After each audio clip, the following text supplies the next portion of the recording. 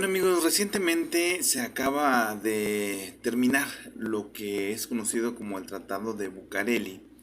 Este fue, de alguna u otra manera firmado este Tratado de Bucareli entre México y Estados Unidos por allá en el año de 1923, 13 de agosto de 1923.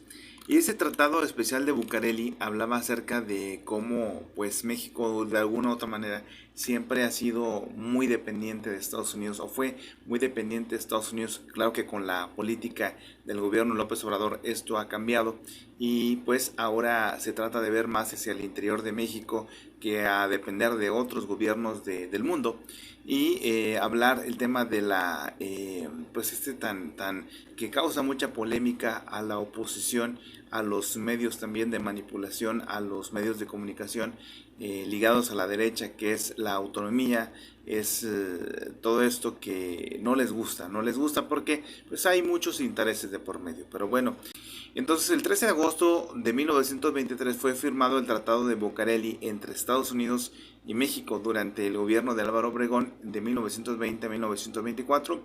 A partir del documento, México garantizaba los derechos de propiedad sin límites, o sea que pues podían hacer lo que querían a particulares extranjeros y a todas las compañías petroleras estadounidenses. El 21 de mayo de 1920, un grupo de hombres armados liderados por Rodolfo Herrero, asesinaron a Venustiano Carranza en Tlaxcaltongo, esto en Puebla. Su fallecimiento influyó en los acontecimientos siguientes, o sea, todo lo que vino más adelante. Por un lado, Adolfo de la Huerta ejerció el poder ejecutivo de manera interina de junio a diciembre y convocó a elecciones para elegir al nuevo presidente. Por otro lado, la muerte de Carranza representó el fin de la Revolución Mexicana de 1910 a 1920, esos hechos, e inauguraba una nueva etapa en la historia de México. El fin de la guerra civil para que se establecieran los miembros de la rebelión de Agua Prieta. Entre ellos encontramos a Álvaro Obregón y Plutarco Elías Calles, quienes serían los próximos presidentes de México. El 1 de diciembre de 1921, el general Álvaro Obregón asumió la presidencia. Su mandato se encontró en un ambiente tenso en las relaciones entre México y Estados Unidos porque los gobiernos revolucionarios no otorgaron un trato a favor de las compañías explotadoras de petróleo estadounidenses en su mayoría. La Constitución de los Estados Unidos Mexicanos de 1917 pues estableció en su artículo 27 la estatización de la explotación de los recursos naturales del país, que significa un proceso por el cual una empresa o sector pasa a ser controlado por el Estado. De ahí que los empresarios fueron a quejarse ante su gobierno aludiendo graves pérdidas y daños de sus empresas petroleras. Allá en Estados Unidos fueron a quejarse. ¿A qué les suena? Pues todavía sigue sucediendo esto, ¿verdad?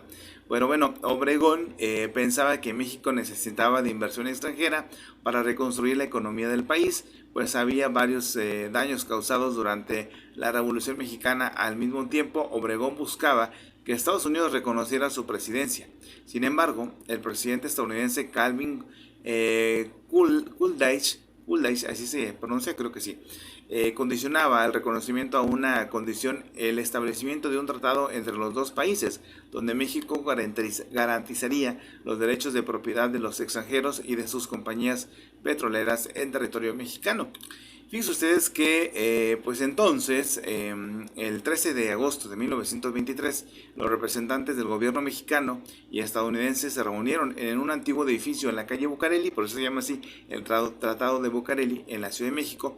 El objetivo era negociar la compensación de las pérdidas de las propiedades de colonos estadounidenses durante la Revolución Mexicana de 1910 a 1920. Para ello, Obregón convenció a la Suprema Corte de Justicia de la Nación de dictaminar que el artículo 27 constitucional solo podía referirse en cuestiones de explotación de bienes nacionales a los procesos posteriores a 1917, por lo cual los daños debían resarcirse. Así es que pues bueno, desde entonces la Suprema Corte de Justicia de la Nación siempre a favor de los estadounidenses, de alguna otra manera siempre tratando de beneficiarles. Pues bueno, dentro del tratado se acordó lo siguiente: las propiedades agrícolas expropiadas a estadounidenses menores a 1.755 hectáreas se pagarían con bonos.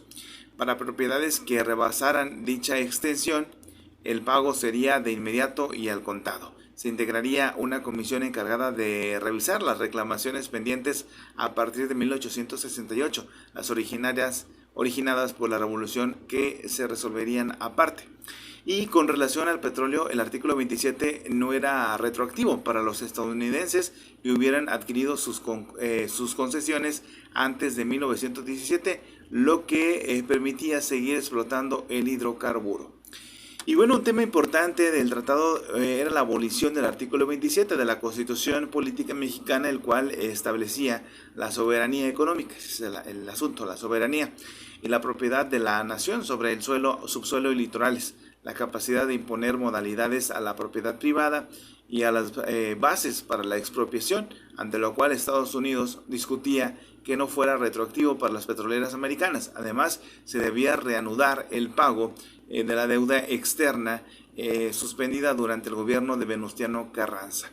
Y bien, no, si bien es cierto que los congresos de Estados Unidos y México no refrendaron el tratado, por lo cual desde la cuestión legal se considera nulo, fíjense ustedes, aún a pesar de esto que era algo nulo, aún así la Suprema Corte de Justicia de la Nación de México concedió el amparo a ciudadanos y empresas de los Estados Unidos, que les dio un tiempo de 15 años para mudar sus inversiones petroleras a Venezuela. Así es que, fíjense ustedes lo que hizo la Suprema Corte, a pesar de que este tratado era nulo, sí les dijeron, pues vamos a darles que sí, ¿verdad? Entonces, al respecto, el secretario de Hacienda, Adolfo de la Huerta, consideró que el tratado era una traición a la soberanía nacional, a la nación, ¿sí? También coincidieron los opositores a Obregón, consideraron el tratado como traición a la patria por comprometer el desarrollo económico y político del país a cambio de obtener el reconocimiento diplomático de Estados Unidos, por el cual se obtendría apoyo financiero, militar, tecnológico y el reconocimiento de la comunidad internacional. Sin embargo, el temor de una posible dependencia económica y política de Estados Unidos entreguista por parte de Obregón se vio rebasada y favorecida sistemáticamente por los gobiernos post-revolucionarios durante pues ya los siglos XX, siglo XXI, y a casi un siglo de la reunión de Bucareli. Después de 80 años de la firma de los tratados de Bucareli, el gobierno federal de México se ha vulnerado los derechos de los mexicanos debido en la actualidad la política alrededor del petróleo y de los recursos naturales del país han dado un giro. El entreguismo no es más la vara de medición. Pues sí, efectivamente hoy ya cambia esta perspectiva a la entrega de concesiones, territorios activos, costas y recursos de Baja California a compañías transnacionales para instalar plantas de generación eléctrica y regasificadores con el objetivo de abastecer los requerimientos energéticos de Estados Unidos en California, permitir que policías estadounidenses operen en nuestros aeropuertos, convirtiéndolos oficialmente en sucursales de la CIA, y del mismísimo FBI. La lucha antiterrorista es el pretexto del gobierno de Estados Unidos para asumir el control de la política migratoria desde territorio mexicano.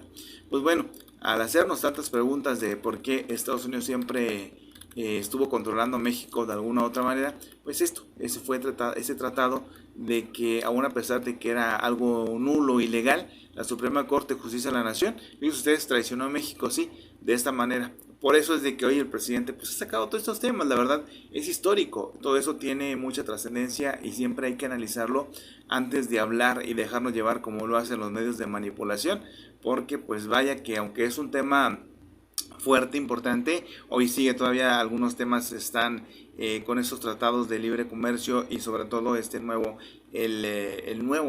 actual tratado de libre comercio que el día de hoy, recuerdo, se firmó hace muy poco tiempo, cuando entró, casi entrando el presidente López Obrador. Lo hizo todavía más Peña Nieto y se concluyó con López Obrador, el TEMEC.